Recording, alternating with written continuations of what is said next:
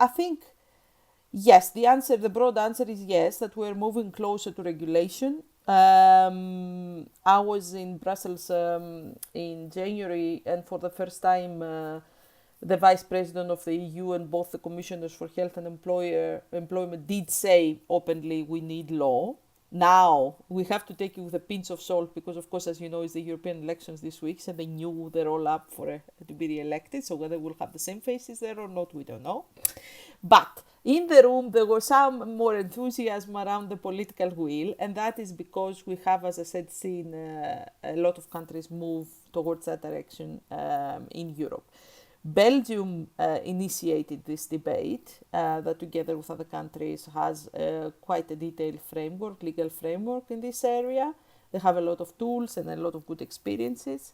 So Belgium still has the presidency of the Council of Europe for a few more days, and which is why we are going back to Brussels at the end of the month to continue this debate.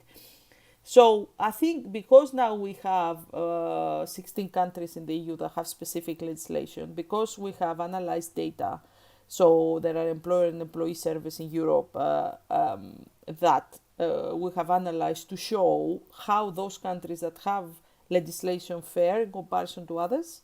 And we have seen that actually there is a positive effect, but our employers need still more support around the area of interventions, that we all know that. And we have seen that in those countries, in fact, that there are legal requirements, interventions appear to be linked to less work-related stress, only in those countries that have regulation. So it's very interesting that we now are able to show that even through using large-scale data, which, one can say do not capture, of course, the nuances in enterprise, and they don't. But still, we are able to show that picture. And so we have used it as experts, and other stakeholders, like, as Peter said, the trade unions have used it to campaign very strongly for the need for new regulation in this area.